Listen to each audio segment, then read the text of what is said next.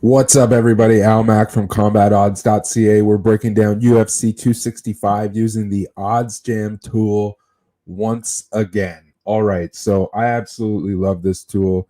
I've been using it pretty much every weekend since coming across it. You can use the basic odds feature to find all the best lines available for this fight on the board.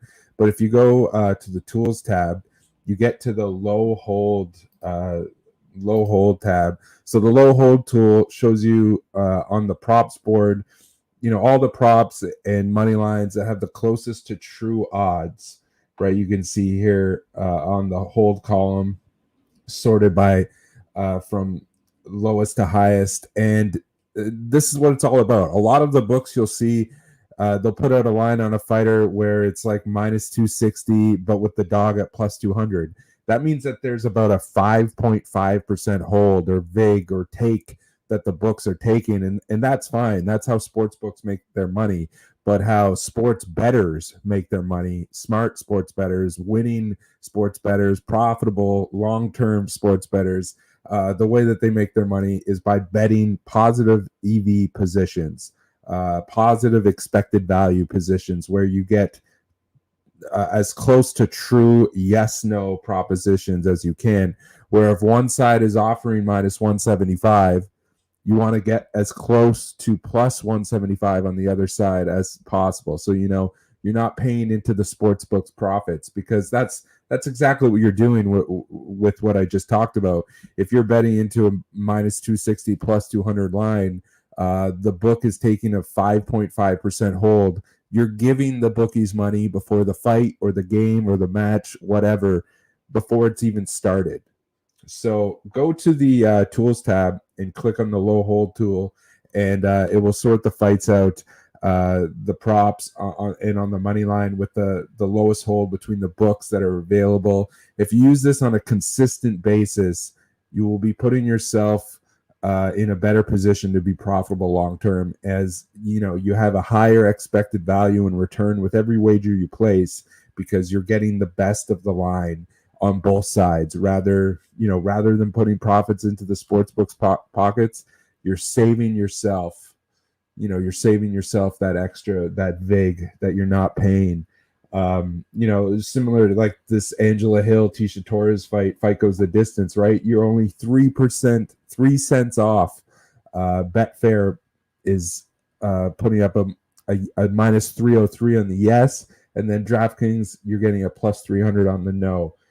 You're getting the best of the line on both sides. That yes has probably been steamed a little bit to get to that point, but it's a fair prop because you're getting a plus 300 on the other side. All right, so we look at this one, Casey Kenny and Song Yadong. Fight goes the distance, yes, at minus 161, the yes, and the no at plus 155. Looks like you're getting the best of the line on both sides here. Casey Kenny has gone the distance in 6 of his 7 UFC fights. Song has gone the distance in 4 of his 7 UFC fights. You look at the odds table, you can see Betfair probably needs some action to come in. BetMGM minus 189, DraftKings minus 200, Fanduel minus 164, bWin minus 189. So it looks like Betfair probably wants some action to come in on that yes. It looks like they might it looks like there might be a little bit overexposed. Fanduel, even so much that they're hanging a better line than Betfair is, even though they're offering 164 instead of minus 161. So you're able to find these little discrepancies in the books by using this tool. So yeah, that's probably what's going on here. One book is trying to get action, and then the same could be said about on the no at plus 155. So you got books that are kind of exposed, and that's why you're getting this prop with just like a 0.9% hold. If you go back to the low hold tab here, yeah, so 0.9% hold at the no at plus 155 and the yes at minus 161. So you get a steamed prop like that. Fight goes the distance, yes, here which seems to be a popular pick. And look, at minus 161, I'm not crazy about it, but the likely outcome is that this fight goes the distance. And minus 161 on the yes here is probably a decent parlay piece. And when you're beating the numbers by 30 cents, you can't go wrong. So the next one that I want to talk about, Oder Osborne against Manel Kopp. Fight goes the distance, yes, at plus 105 at BetMGM. Fight goes the distance, no, at minus 110 at Fanduel. Just over a 1% hold on this one. And looks like you're getting the best of the line on both sides. We know Manel Kape has gone the distance in both of his UFC appearances, and then Oder Osborne has yet to go the distance with all three of his 2 UFC fights and his 1 Dana White Contender Series fight ending by way of stoppage. So this is a very bettable prop on both sides. It looks like if you're backing Manel Kape, you probably lean fight goes the distance, yes. If you're backing Oder Osborne, you probably lean fight goes the distance, no. But either way, with a 1% hold, you can't go wrong on either side of this one. And then that brings us to the co-main event here. Pedro Munoz against Jose Aldo. Another one. The fight goes the distance. On the money line, actually, it's split almost pretty much right down the middle. It looks like we're getting action on both sides on the money line. And then there's two-way action on the distance prop as well. Fight goes the distance, yes, is lined at minus 158 at FanDuel with the no at plus 150 at DraftKings. So we're about 8 cents off from being a legit true yes-no proposition with just a 1.2% hold between these two lines. And Pedro Munoz, he's gone the distance in 6 of his last 9 UFC fights, while Aldo has gone the distance in 4 of his last 9. It's kind of interesting. I lean slightly towards the no in this spot. I'm not crazy about minus 158, but you are getting the best of the line. If you look at it here, everywhere else is pretty much offering. Yeah, you look at this, minus 175, minus 161, minus 200. So FanDuel wants some action, and they're if Betfair and FanDuel kind of just look to be dueling between a bunch of these props of trying to get that sharp action, or that square action, actually, because these are both, like I said, these are both pretty much priced out lines here. And if you're going to bet the no, it's very clear you got to go this way. It's very important to be line shopping, especially with OddsJam, because they got all the odds from the sports books in your state and your region and your province. So yeah, you got to go with that plus 150 if you're trying to get the best of the line on this prop. So back to the low hold tool. I think it's interesting. I do think that Munoz has a chance to finish Aldo here. Yes has kind of been steamed at most books, pretty much except for FanDuel, which we just looked at. FanDuel is lined at like minus 158, but pretty much every other book was at like minus 190 to minus 175. So they're trying to get action on that side probably, which is why we're getting this proposition with such a low hold. And that's why we're getting the best of the line on both sides. I do like the no at plus 150 with DraftKings here. I think Munoz has a chance to win this fight inside the distance. Okay, so that takes us to the main event. You go to the odds tab down to UFC. And our main event, of course, is Cyril Gane taking on Derek Lewis for the interim UFC heavyweight gold. We got this one, if you can see here on the tab, when you go down to, you can see the hold percentage as well, even just with the basic, see right here, 3.1%. That's the vig. So we got Cyril Gane coming in at minus 345 at BetMGM and Derek Lewis at plus 290 at DraftKings and William Hill. So we actually seen a little bit of money come in on Derek Lewis, who was closer to plus 300 just a few hours, just an hour before making this video, and it is what it is, so yeah, it's not exactly an arbitrage spot, but let's dive into this for a second and see if we can figure out a position here. All right, so Ciryl Gane, he's 6-0 in the UFC. 3 of his 6 wins have come by way of decision. Both of his 5-round main event fights went the distance. He's taken on the perennial heavyweight knockout king in Derek Lewis, who's 16-5 in the UFC, with 12 of his 16 wins coming by way of stoppage. He's tied for most knockouts in UFC history. So we got Ciryl Gane lined at, we go to the method of victory. We got Ciryl Gane lined at plus 200 to win by decision, plus 130 to win by KO, TKO, DQ, and plus 650 to win by submission. Now, Ciryl Gane does have 2 submission wins on his record in the UFC. I think his first 2 wins actually in the UFC, an arm triangle choke against Rafael Pessoa, and a heel hook against Dontel Mays. And then he has the stoppage victory against Junior Dos Santos. But beyond that, Tanner Boser, that was a decision win. And then his 2 5-round fights against Yazinho Rosenstruck and Alexander Volkov, both decision wins. So that plus 200 on Gane by decision is looking pretty juicy. And then you got Derek Lewis. He's lined at plus 375 to win by KO, TKO, and then plus 1,200 to win by decision. Now, let's not forget, Lewis does have 4 wins by decision in his career. That memorable, very forgettable fight against Francis Ngannou the first time they met, he won that fight by decision. Very lackluster. But in fact, yeah, $100 better who has backed Derek Lewis by decision across his entire career is up $955 so far with a 4-17 record. And 2 of his last 4 wins actually have come by way of decision. But in all honesty, against the fleet of foot, high-level striking of Ciryl Gane, he's got little to no chance of winning this fight by decision. It's basically a KO or bust type event for Derek Lewis here.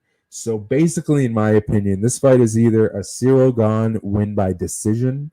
There is a chance that he might be able to finish this fight in the later rounds by, maybe even a heel hook or something like that. But I think, the most probable path to victory for Gane is to be very conservative, similar to how he was against Yazinho Rosenstruck, and pick up, a unanimous decision. And then you look at Derek Lewis. Lewis wins this fight by knockout or nothing.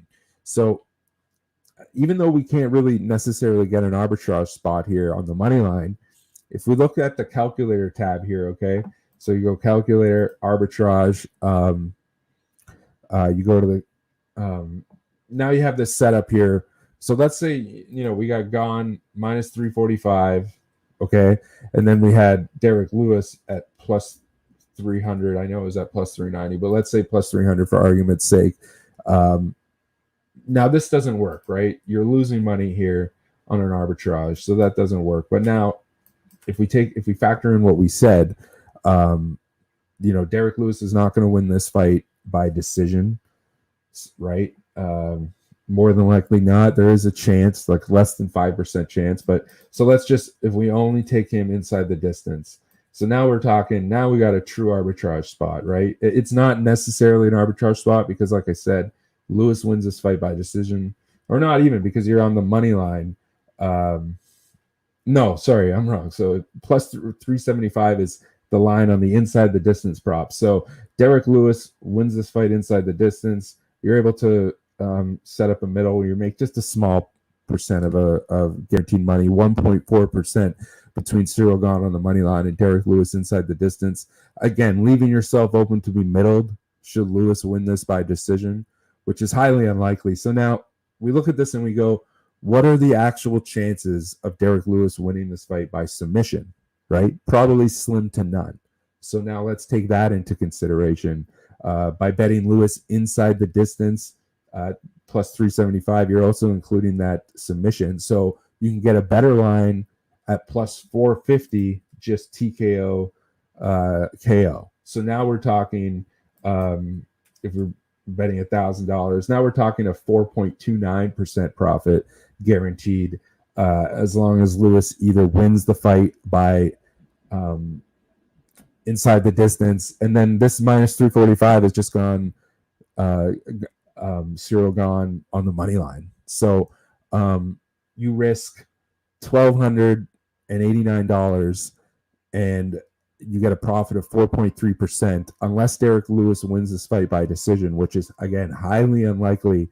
You're taking home 4.3% profit. Now, yeah, that's not much money, but let's say instead of $1,289, you're betting $12,000, $890. That's a easy $550 that you're taking home. I'm not saying either way, because you're leaving yourself open to be middled with the small chance that Lewis wins by decision. So again, these tools are used for different purposes, but if you're a high roller, you want to set up some fat middles, this is a great way to do so. So now let's say you're not a high roller, right? Let's just say you have $100. Okay. So $100 in this spot here, Cyril gone on the money line or Derek Lewis inside the distance, as long as either of those things happen, as long as Cyril gone wins by decision or inside the distance, and as long as Lewis wins inside the distance, as any outcome besides Lewis winning by decision, you're taking home 4.29% profit no matter what. Now, again, that's unless you're trying to roll over a bonus or something like that. Obviously, that's kind of insignificant. Now, at this spot, you're setting yourself up a middle with like a 5% return.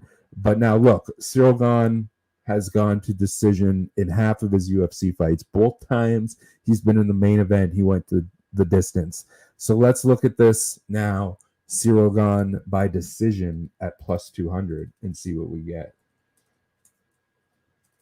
Right. So now we're talking, we're going to set yourself up with a bit of a homemade prop, because using this calculator, you can set up a prop where at odds of now it's at you bet $154 and you get a return of $145. So basically that's the odds of minus 106. So you wager 154.55, you get a return of 145.45 as long as either Gane wins by decision or Derek Lewis wins by TKO KO. Now, again, this is something I don't recommend doing all the time. Don't do it on a regular basis because, yeah, there's that classic Jan Blachowicz, Israel Adesanya situation where you say there's no way so-and-so could win this way, and then it ends up happening, and then you end up getting middle. But, this is a heavyweight fight, of course.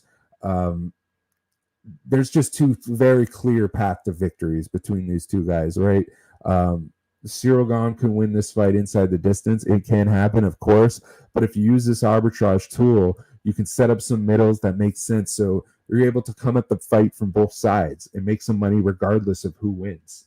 And then beyond that, the tool is just great because you're able to just see where you're getting the best of the line. I really like to just go to start my handicapping, start when I start making my plays, to just basically start at the low hold tool, because these are the spots where you're getting the best of the line on both sides. So it's definitely extremely helpful. All right, so this is Al Mac. If you like what you see, sign up for OddsJam today. There's a link in the description to get you some money off your membership and help support the channel while doing so. All right, guys, until next time, be sure to like the video, be sure to subscribe to the channel, turn on those notifications, and I will talk to you later.